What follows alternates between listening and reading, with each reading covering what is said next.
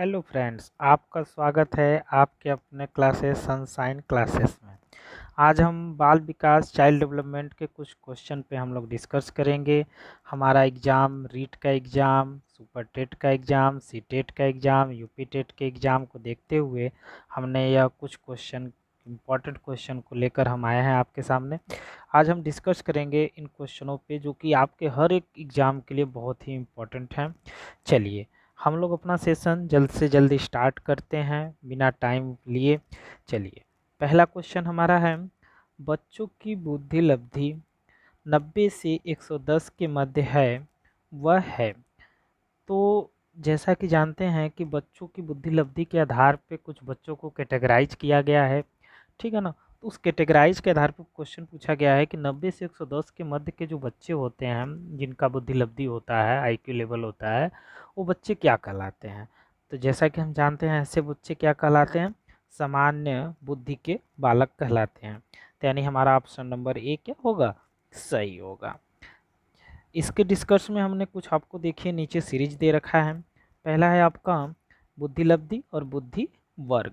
कहने का मतलब है कि जिसकी बुद्धि लब्धि, जिस बच्चे की बुद्धि लब्धि कैसी है उसके आधार पे हम उन्हें क्या बुलाते हैं उसके विषय में है।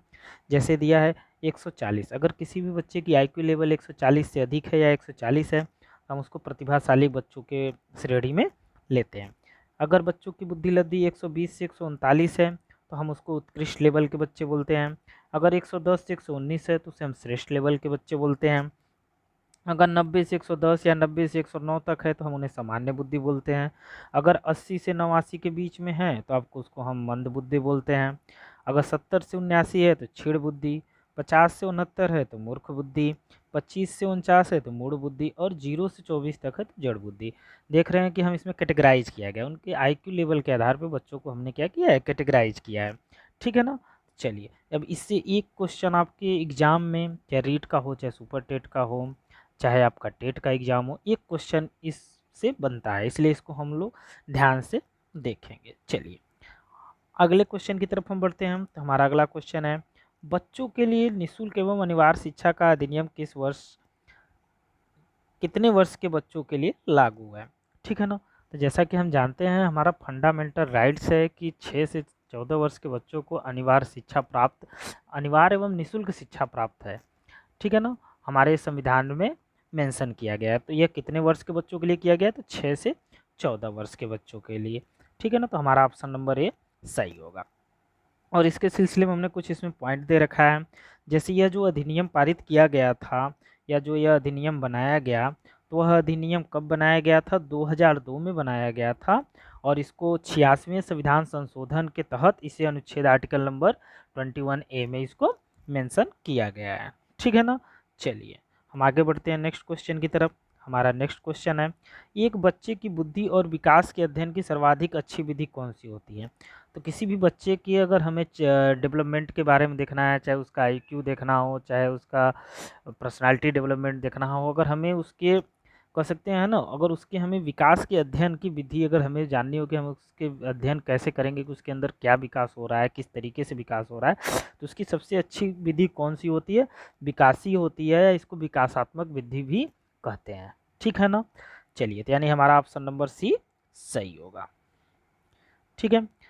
अब इसके सिलसिले में हमने कुछ आपको दे रखा है, जैसे बाल मनोविज्ञान एवं बाल अध्ययन की जो विधियां होती हैं, हमें कैसे हम उनके बुद्धि और विकास के अध्ययन कैसे कर सकते हैं। उसमें पहला विधि है आपका क्रमबद्ध चरित्र लेखन विधि, निरीक्षण विधि है, प्रयोगात्मक विधि है, विकासात्मक विधि है, प्रश्नावली विधि है और परीक्षण विधि है, ठीक है ना। तो इसको हम लोग याद रखेंगे कि बच्चों के बुद्धि और विकास के अध्ययन के सिलसिले में हम इन विधियों का प्रयोग कर सकते हैं, ठीक है। चलिए नेक्स्ट क्वेश्चन है, गार्टन ने 7 बुद्धि का अधिमान निर्धारित किया, इनमें से कौन सा नहीं है।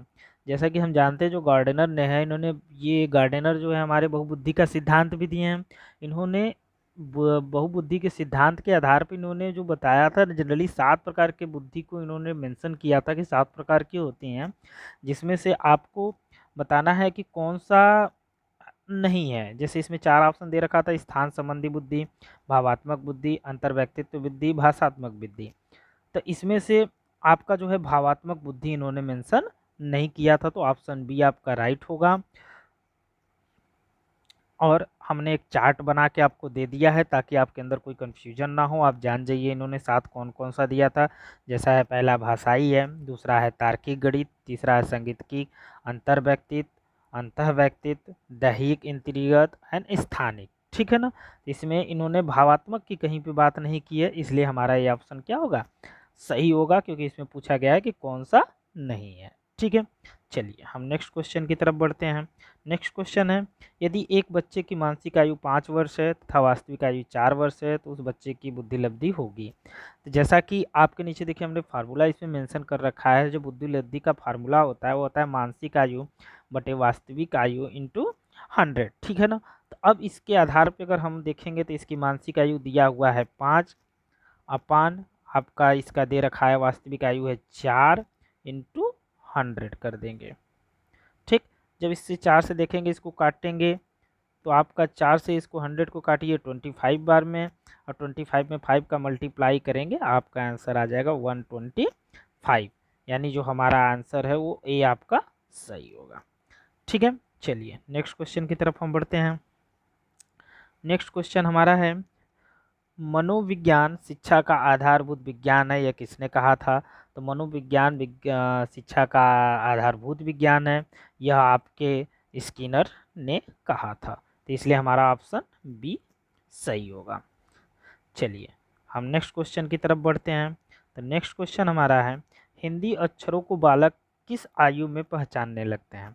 तो जो बालक होते हैं जनरली देखते हैं कि बच्चे जो हिंदी के अक्षर है उसको आप मिनिमम मतलब बोल सकते हैं, या कुछ प्रतिभाशाली बच्चे भी होते हैं जो पहले पहचानने लगते हैं, पर 5 वर्ष की आयु में बच्चे जो हैं पहचानने लगते हैं जनरली, इसलिए हमारा ऑप्शन कौन सा सही होगा, तो आपका ऑप्शन नंबर सी सही होगा। ठीक है, चलिए आगे हम बढ़ते हैं। हमारा है दिया हुआ है 8वां क्वेश्चन है, एक्लिया है, एक्चुअली में इसको एक्लिया या डिस्लेक्सिया नाम से भी जाना जाता है, तो पूछा गया है डिक्लेरिया है, तो ये एक प्रकार से अक्षमता होती है, डिसेबिलिटी होती है, बच्चों के अंदर पाई जाती है। तो यह पूछा गया है एक्लिया क्या है, पढ़ने की क्षमता है, लिखने की क्षमता है, सीखने की क्षमता है, सुनने की क्षमता है।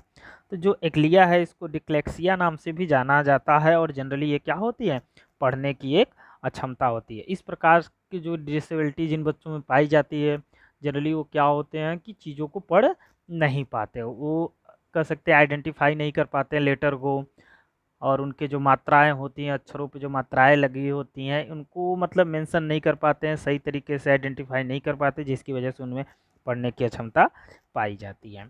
ठीक है, चलिए हाँ देखिए हमने इसमें कुछ आपको मेंशन कर रखा है, कुछ जो अक्षमता होती है, जो डिसेबिलिटी होती है वो किससे संबंधित है। जैसे आपका डिस्लेक्सिया भी जो हम बात कर रहे थे वो पढ़ने संबंधी विकार है, डिस्ग्राफिया जो है वो लेखन संबंधी विकार है, आपका है डिक्लेक्लिया ये जो आपका होता है गणितीय संबंधी विकार होता है, डिस्ग्राफिया होता है ये वाक संबंधी विकार होता है, डिस्फ्रैक्सिया होता है लेखन एवं चित्रांकन संबंधित। इस तरीके से हमने कुछ इसमें आपको मेंशन कर रखा है, जिसको आप ध्यान से अच्छे से पढ़ लीजिएगा। अगर नोट करना चाहते हैं तो आप इसको नोट कर लीजिएगा, क्योंकि ये बहुत इंपॉर्टेंट क्वेश्चन है, इससे एक क्वेश्चन लगभग हर एक एग्जाम में पूछे जाते हैं। ठीक है, चलिए हम नेक्स्ट क्वेश्चन आगे की तरफ बढ़ते हैं। हमारा नेक्स्ट 9 वाला क्वेश्चन है, पियाजे के औपचारिक संक्रियात्मक अवस्था किस आयु अवधि तक मानी जाती है। चलिए तो इसमें जो हमारा है वो देखिए अब औपचारिक है, औपचारिक को जनरली हम बोलते हैं अमूर्त। ठीक है ना, अमूर्त यानी जो पियाजे ने 4 प्रकार की अवस्थाओं का जो मेंशन किया था उसमें एक था अमूर्त अवस्था, तो वह किस वर्ष की आयु की अवधि तक मानी जाती थी। तो जनरली 12 से आपके 15 वर्ष मानी जाती थी, तो हमारे ऑप्शन के अकॉर्डिंग ऑप्शन नंबर डी आपका सही होगा, 11 से 15 वर्ष। ठीक है, हाँ चलिए देखिए हमने नीचे इसमें मेंशन भी कर रखा है, देखेंगे आप लोग तो मेंशन है कि जिन पियाजे ने संज्ञानात्मक विकास को 4 अवस्थाओं में विभाजित किया था। पहला था संवेदी पेवेशी अवस्था जो जन्म से लगभग 2 वर्ष तक होती है, पूर्व संक्रियात्मक अवस्था जो 2 से 7 वर्ष तक होती है, और मूर्त संक्रियात्मक अवस्था जो 7 से 12 वर्ष तक होती है, और अमूर्त इसी की हम बात कर रहे थे जो पूछा गया औपचारिक संक्रियात्मक अवस्था किस अवधि तक मानी जाती है, तो आपकी 12 से 15 वर्ष तक मानी जाती है। ठीक है, पर हमारा ऑप्शन जो दिया था 11 से 15 दिया था, तो हम यहाँ पे 11 से 15 वर्ष मानेंगे। चलिए नेक्स्ट क्वेश्चन है, क्वेश्चन नंबर 10, गर्भ में बालक को विकसित होने में कितने दिन लगते हैं? जनरली आप भी जानते हैं कि लगभग 9 महीने 10 दिन का जो काल होता है, 9 महीने 10 दिन ये आपकी होती है, पर यहाँ पे आपको डे में पूछा गया है, दिन के रूप में पूछा गया है, तो आपका ऑप्शन हो जाएगा 280, यानी आपका ऑप्शन नंबर बी जो है वो सही आंसर होगा। चलिए हम नेक्स्ट क्वेश्चन की तरफ बढ़ते हैं। किस मनोवैज्ञानिक ने अपने 3 वर्षीय पुत्र का अध्ययन किया था? तो इसमें पूछा गया है कि जो मनोवैज्ञानिक थे कौन से ऐसे थे जिन्होंने अपने ही 3 वर्ष के बच्चों पे अपना उन्होंने अध्ययन किया था, तो आपके वो कौन थे? पेस्टोलॉजी जी थे, तो इसलिए ऑप्शन नंबर ए आपका जो है राइट होगा। चलिए हम क्वेश्चन नंबर 12 की तरफ बढ़ते हैं। क्वेश्चन नंबर 12 कहता है बालक का विकास होता है, तो बालक का विकास जनरली होता है कैसे? ऑप्शन है आपका सिर से पैर की ओर, पैर से शीर्ष की ओर, दोनों ओर से, इनमें से कोई नहीं। तो आपको भी पता है, आप जैसा कि होता क्या है कि बच्चे जब बूढ़ा काल में होते हैं तो सब सर्वप्रथम उनके क्या होता है कि संघ का निर्माण होता है सिर का। उसके बाद धीरे धीरे उनके मतलब बॉडी का स्ट्रक्चर बनता जाता है, धीरे धीरे लास्ट में आपका पैर बनता है। कहने का मतलब जो उनका विकास होता है वो सिर से पैर की तरफ होता है। चलिए हम नेक्स्ट क्वेश्चन की तरफ बढ़ते हैं। नेक्स्ट क्वेश्चन 13वां क्वेश्चन हमारा है, विकास के संबंध में गलत कथन है। विकास के संबंध में गलत कथन कौन सा है देखते हैं। विशिष्ट से सम्मान की ओर, सार्वभौमिक प्रक्रिया, दिशा सिर से पैर की ओर, वर्तुलाकार गति। तो आप भी जानते हैं कि जब भी विकास होता है, विकास हमेशा सामान्य से विशिष्ट की तरफ होता है, न कि आपका विकास जो है विशिष्ट से सामान्य की ओर होता है। इसलिए हमारा ऑप्शन नंबर ए ही गलत हो गया। तो इस क्वेश्चन का सही आंसर होगा विशिष्ट से सामान्य की ओर। चलिए नेक्स्ट क्वेश्चन देखते हैं। गर्भधान काल की अवस्था नहीं है। अब देखिए बात कर रहा है गर्भधान काल की अवस्था नहीं है, यानी कि जो गर्भावस्था होता है उसमें पूछा गया है चारों ऑप्शन से कि गर्भावस्था कौन सा नहीं होता है। जैसे ससुआ काल, डिम्ब, बीजकरण, भ्रूणावस्था। देखिए डिम्ब, बीजकरण और भ्रूणावस्था तो आपकी गर्भाधान काल की जो अवस्था होती है उस दौरान होता है, बट ये शैशवावस्था आपके जन्म लेने के बाद होता है, न कि आपके गर्भावस्था काल की होती है। इस वजह से ये ऑप्शन आपका क्या हो जाएगा? सही हो जाएगा, क्योंकि इसमें पूछा गया कौन सा नहीं होता है, तो शैशवावस्था नहीं होता है। ठीक है, नेक्स्ट क्वेश्चन हमारा है, मानव जीवन की मनोभौतिक एकता कहलाती है। मानव जीवन की मनोभौतिक एकता क्या कहलाती है? तो वो आपका होता है मन तथा शरीर का विकास। यही आपकी क्या कहलाती है? मनोभौतिक एकता कहलाती है। इस तरीके से हम आज 15 क्वेश्चन का हम लोग डिस्कस कर चुके हैं, और हमें उम्मीद है कि आपको ये सेशन अच्छा लगा होगा, ये पीडीएफ आपको अच्छा लगा होगा। अगर आपको कोई प्रॉब्लम आती है तो आप कमेंट करके आप ज़रूर हमको बताइएगा। आज के लिए इतना ही, धन्यवाद।